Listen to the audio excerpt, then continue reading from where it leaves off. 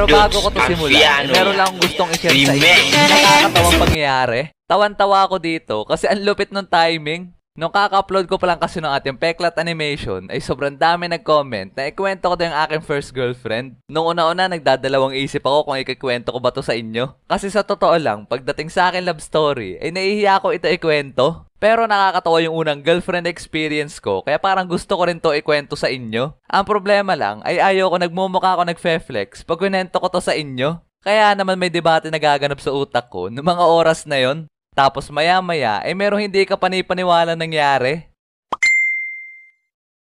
Kasi sa kalagitnaan ng pag-iisip ko, ay bigla nag-chat sa akin yung first girlfriend ko, mga repa. What a nice timing, my friend. Tawan-tawa nga ako nun kasi after 7 years na walang reply, ay doon niya pa na timing na mag-reply ulit sa akin kung kailan siya yung iniisip ko na ikwento. At simula noon ay doon ko na naisip na yun na ang sign para ikwento ko sa inyo mga repa ang aking first girlfriend experience.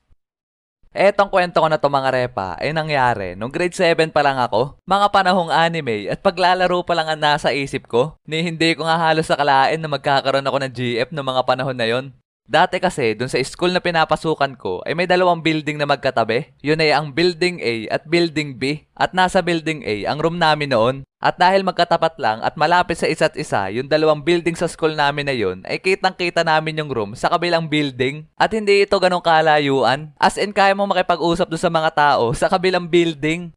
What's your name? What? What is your name? Naging talamak pa nga ligawan dati dun sa katapat na building namin na yon. As in, nagliligawan yung mga klasiko at yung mga naandun sa katapat ng room namin. Yun yung usong-uso dun dati. Kasi hindi lang yung section namin ang nagawa nun. Halos lahat. Talaga namang maya-maya ay may maririnig ka na lang bigla na nagsisigawan ng pick-up lines. May mga nag-I love youhan pa nga gamit ng sign language na sila din na nag-imbento. Para nga sila mga ninja sa mga pinaggagawa nila na yon.